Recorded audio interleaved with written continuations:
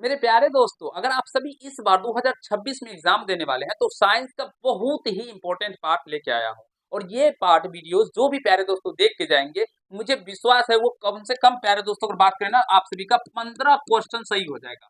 आपको लिख के दे रहा हूँ प्यारे दोस्तों, 15 क्वेश्चन अगर आप लोग इस वीडियो से 10 मिनट के वीडियो से नहीं करके आए ना सही, तो फिर मुझे प्यारे दोस्तों आके जूता खोल के मारिएगा, ये मेरा विश्वास है। जो आज आप लोगों को कंसेप्ट अब्दल दर्पण के ऊपर सिखाऊंगा, इससे 15 टाइप के क्वेश्चन पूछे जाते हैं आप लोगों के एग्जाम में, और 4-5 आपको देखने को जरूर ही मिल जाएंगे। तो प्यारे दोस्तों, अगर ये 15 क्वेश्चन को सीखना चाहते हैं, जो कभी भी आप सभी को दिक्कत ना हो, तो फिर इस वीडियो को देख लीजिए शुरू से लेकर अंत तक, और वीडियो को लाइक कर दीजिए, शेयर कर दीजिए, अपने दोस्तों तक भेजिए, उनको भी इस वीडियो को सीखने का मौका मिले। आज सबसे पहले हम समतल दर्पण यानी कि सॉरी अवतल दर्पण में बात करेंगे प्रतिबिंब के बनने के बारे में। जो अगर अनंत पे रखेंगे तो प्रतिबिंब कहाँ पे बनेगा, किसी भी वस्तु का प्रतिबिंब वास्तविक उल्टा वस्तु से छोटा बनता है तो वस्तु को कहाँ रखा गया था, प्रतिबिंब कहाँ पे बना था, किस कंडीशन में किसी भी वस्तु का प्रतिबिंब वास्तविक उल्टा वस्तु से बहुत बड़ा बनता है। ये सारे क्वेश्चनों का जो आप सभी का दिल में डर बना हुआ है, वो सारे डर को आज खत्म करेंगे और आपको बहुत ही अच्छे तरीके से सारे कंसेप्ट को क्लियर कर देंगे। ठीक है, सबसे पहले अवतल दर्पण समझने से पहले हम लोग समतल दर्पण और उत्तल दर्पण के ऊपर बात कर लेते हैं,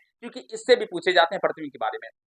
तो जब कभी भी प्यारे दोस्तों समतल दर्पण में प्रतिबिंब के बारे में पूछे, तो समतल दर्पण में किसी भी वस्तु का जो प्रतिबिंब बनता है वो क्या होता है, आभासी सीधा वस्तु के बराबर होता है। ध्यान रखिएगा, आभासी सीधा वस्तु के बराबर, पार्श्व उल्टा होता है। आभासी सीधा वस्तु के बराबर, पार्श्व उल्टा होता है। और उत्तल दर्पण में सेम कंडीशन होता है, आभासी सीधा बट वस्तु से छोटा प्रतिबिंब बनता है, वस्तु से छोटा प्रतिबिंब बनता है। याद रखिएगा प्यारे दोस्तों, इसमें दर्पण के पीछे बनता है दोनों, जो ये इसमें जो प्रतिबिंब बनता है, अवतल दर्पण हो चाहे उत्तल दर्पण में, दोनों में प्रतिबिंब क्या होता है, दर्पण से पीछे बनता है। तो इस बात को ध्यान रखिएगा, अच्छे से समझने और सीखने का प्रयास कीजिएगा। ठीक है, अब यहाँ से अवतल दर्पण का बात करते हैं। तो देखिए यहाँ से एक ये हम बना लिए दर्पण, बताइए कौन सा दर्पण है। बहुत सारे बच्चे बोलेंगे सर अवतल दर्पण, अभी कोई भी दर्पण नहीं है, क्योंकि इसका दोनों भाग क्या है प्यारे दोस्तों, अभी चमकीला, इसीलिए कोई दर्पण नहीं है। अब इसको हम कलई भाग से कलई कर देते हैं, यानी रंग देते हैं इसको, इस तरह से रंग दिए पीछे वाले भाग को। अब बताइए पीछे वाले भाग का जो हम लोग कलई करते हैं, इसे किससे करते हैं, मेरे प्यारे दोस्तों, AgNO3 सिल्वर ब्रोमाइड इसे कहते हैं, सिल्वर नाइट्रेट या सिल्वर ब्रोमाइड यही होता है एग्जैक्टली, देख लीजिएगा क्या होता है। AgNO3 होता है, सिल्वर नाइट्रेट से करते हैं। ठीक है, ये पीछे भाग के रंगाई। अब इसके जो मध्य में होता है, इसको हम लोग क्या कहते हैं, सेंटर कहते हैं, सॉरी केंद्र, ध्रुव कहते हैं। इसे हम लोग क्या कहेंगे, ध्रुव कहेंगे प्यारे दोस्तों, जिसे हम लोग पी से सूचित करते हैं। ठीक है, अब ये एक लाइन इस तरह से हम लोग खींचते हैं, समझने का प्रयास कीजिएगा दोस्तों। इधर ये लाइन हमने खींच लिया। ठीक है, ये क्या होता है, अनंत होता है इधर, और ये ध्रुव होता है। प्यारे दोस्तों समझने और सीखने का प्रयास कीजिएगा अच्छे से, मैं आपको समझा दूंगा। चलिए, इस दर्पण का नाम हम लोग एम दे देते हैं और इसका नाम एम दे देते हैं। अब यहाँ से समझते हैं, ये इस बिंदु को क्या कहेंगे प्यारे दोस्तों, हम लोग फोकस कहेंगे। इस बिंदु को क्या कहेंगे, फोकस कहेंगे। इसको क्या कहेंगे, तो फोकस कहेंगे, फोकस। ठीक है, इसको क्या कहेंगे मित्रों, वक्रता केंद्र कहेंगे। इसको क्या कहेंगे, वक्रता केंद्र, और इधर ये अनंत हो जाता है। आशा करता हूँ समझ रहेंगे। ठीक है, अब जैसे जैसे हम आपको समझाते जा रहे हैं ना, आप सभी समझते चलिएगा। ठीक है, कहीं से कोई कंफ्यूजन नहीं होगा। प्यारे दोस्तों, अगर हम लोग वस्तु को अनंत पे रखेंगे, वस्तु को कहाँ रखेंगे, अनंत पे रखेंगे, वस्तु को कहाँ रखेंगे, अनंत पे रखेंगे। प्यारे दोस्तों समझने का सीखने का प्रयास करेंगे। वस्तु को यदि अनंत पे रखा जाए, वस्तु को अनंत पे रखा जाए तो उसका प्रतिबिंब कहाँ पे बनेगा, फोकस पे बनेगा। कहाँ पे बनेगा प्यारे दोस्तों, फोकस पे बनेगा। और इस जो अभी डायग्राम हम आपको समझा रहे हैं, इस डायग्राम को आप सभी को कम से कम 21 बार प्रैक्टिस करना। अगर 21 बार प्रैक्टिस करके चले गए एग्जाम में, 4 करके आएंगे, ये मेरा वादा है। ठीक है, तो जब हम वस्तु को अनंत पे रखेंगे तो फोकस बनेगा, अनंत फोकस, अनंत फोकस, अनंत फोकस, ये याद रखिएगा। आप फोकस पे रखते हैं तो अनंत पे बनता है, अभी सारा डॉट क्लियर हो जाएगा। अनंत पे रखेंगे तो किस कहाँ पे बनेगा, फोकस पे बनेगा। चलिए नंबरिंग भी कर देते हैं, ये 1 नंबर का, ये 1 नंबर हो गया, समझने में दिक्कत ना हो, कंफ्यूजन ना हो। अब दोस्तों, अगर हम लोग वक्रता केंद्र और अनंत के बीच में वस्तु को रखें, वक्रता केंद्र अनंत के बीच में वस्तु को रखें, चलिए इधर रख दी, वस्तु को रखें दूसरा नंबर, तो प्रतिबिंब कहाँ पे बनेगा, वक्रता केंद्र फोकस के बीच बनेगा। ध्यान रखिएगा, वक्रता केंद्र फोकस के बीच बनेगा, वक्रता केंद्र फोकस के बीच बनेगा, इसको 2 नंबर। ठीक है, अब यदि वक्रता केंद्र पे रखा जाए वस्तु को मित्रों, वक्रता केंद्र रखेंगे तो उसका प्रतिबिंब वक्रता केंद्र पर ही बनेगा।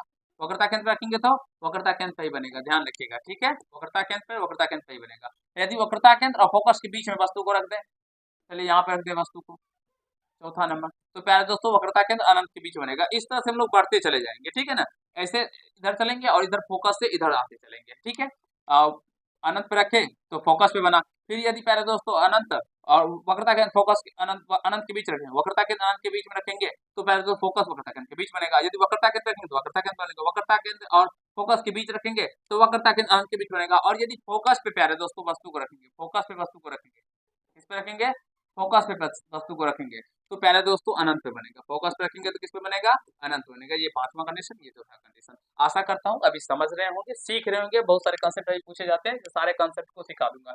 देखिए पहला क्वेश्चन तो ये हो गया, यदि वस्तु को अनंत पे रखा जाए तो प्रतिबिंब कहाँ पे बनेगा, फोकस पे। यदि वस्तु को वक्रता केंद्र और अनंत के बीच में रखा जाए तो प्रतिबिंब कहाँ पे बनेगा, वक्रता केंद्र और फोकस के बीच बनेगा। और यदि वस्तु को वक्रता केंद्र पर रखा जाए तो प्रतिबिंब कहाँ पे बनेगा, वक्रता केंद्र पे वही बनेगा। यदि किसी वस्तु का प्रतिबिंब वक्रता केंद्र पर बनता है तो उस वस्तु को कहाँ रखा गया होगा, तो वक्रता केंद्र पर रखा गया। प्यारे दोस्तों यदि किसी वस्तु का प्रतिबिंब वक्रता केंद्र और फोकस के बीच रखा जाता है, चौथे नंबर, तो उसका प्रतिबिंब कहाँ पे बनेगा, वक्रता केंद्र और अनंत के बीच बनेगा। यदि किसी वस्तु का प्रतिबिंब फोकस पे रखा जाता है, प्रतिबिंब कहाँ पे बनेगा, अनंत पे बनेगा। यदि अनंत पे रखा जाए तो फोकस, फोकस पे रखा जाए अनंत, वक्रता केंद्र तो वक्रता केंद्र ही रहेगा, ध्यान रखिएगा। और जब वस्तु को फोकस और ध्रुव के बीच में रखा जाता है, फोकस और ध्रुव के बीच में रखा जाता है, तो प्यारे दोस्तों इसका प्रतिबिंब दर्पण के पीछे बनता है, दर्पण के पीछे बनता है, दर्पण के पीछे बनता है, याद रखिएगा, दर्पण के पीछे, दर्पण के पीछे बनता है, पीछे बनता है। कभी कभी ऐसे भी दे सकता है दर्पण के पीछे ध्रुव और अनंत के बीच, तो ये भी सही हो जाएगा, ध्यान रखिएगा, ठीक है। अब सही है, यहाँ से ये क्या होता है प्यारे दोस्तों, ये छोटा होता है, ये दोनों को मान लीजिए छोटा, जिसमें अगर बात करें तो ये बहुत छोटा होता है, ये छोटा होता है, ये बराबर होता है, बराबर होता है, ये बड़ा होता है, ये बड़ा होता है, बड़ा यानी कि ये बड़ा, ये बहुत बड़ा होता है, ठीक है। अब इधर देखिए, ये सारा इधर जितना भी प्रतिबिंब बनता है ना, ये सारा ये क्या होता है, वास्तविक उल्टा, वास्तविक उल्टा, वास्तविक उल्टा हो जाएगा। और इधर का क्या हो जाता है दोस्तों, आभासी सीधा, आभासी, आभासी सीधा, आभासी सीधा, वस्तु से बहुत बड़ा, वस्तु से बहुत बड़ा, वस्तु से बहुत बड़ा। प्यारे दोस्तों ध्यान रखिएगा, बहुत बड़ा को कभी कभी आवर्धित भी दे दिया जाता है, इस तरह से आवर्धित, वस्तु से बहुत बड़ा यानी आवर्धित। अब बहुत छोटा, और जब बहुत छोटा तो इसमें फिलहाल नहीं होगा, बहुत छोटा को हास्रित लिखा जाता है, हाँ, बुक में कभी कभी इस तरह से हास्रित, तो ध्यान रखिएगा, हास्रित दिया जाए तो इस तरह से समझने का प्रयास कीजिएगा, बहुत बड़ा होता है, ठीक है। यहाँ पे अवांछित वस्तु से बहुत बड़ा। अब कैसे क्वेश्चन पूछा जाएगा, क्या कॉन्सेप्ट है, यदि किसी वस्तु को अनंत पे रखा जाए तो उसका प्रतिबिंब की प्रकृति कैसा होता है, वास्तविक उल्टा वस्तु से बहुत छोटा, वास्तविक उल्टा वस्तु से बहुत छोटा, बिंदु के आकार का। प्यारे दोस्तों देखिए समझने का प्रयास कीजिएगा, यदि किसी वस्तु को वक्रता केंद्र और अनंत के बीच में रखा जाता है, यानी दूसरे नंबर पर रखा है, दूसरे नंबर यहाँ पे रखा, प्रतिबिंब कहाँ पे बनेगा प्यारे दोस्तों, तो फोकस और वक्रता केंद्र के बीच में बनेगा। कैसा बनेगा प्रतिबिंब, प्रकृति कैसे होगा, तो वास्तविक उल्टा वस्तु से छोटा, वास्तविक उल्टा वस्तु से छोटा, वास्तविक उल्टा वस्तु से छोटा। ये कंसेप्ट है, जब आप सभी 21 बार ऐसे बोल बोल के प्रैक्टिस करेंगे तब इस तरह से आपके दिमाग में सेट हो जाएगा, जो डायरेक्टली ठोक करके आएंगे एग्जाम में। वक्रता केंद्र पर रखा जाता है, प्रतिबिंब कहाँ बनेगा, वक्रता केंद्र पे। कैसा बनेगा प्रतिबिंब की प्रकृति, वास्तविक उल्टा वस्तु के बराबर, वास्तविक उल्टा वस्तु के बराबर, वास्तविक उल्टा वस्तु के बराबर।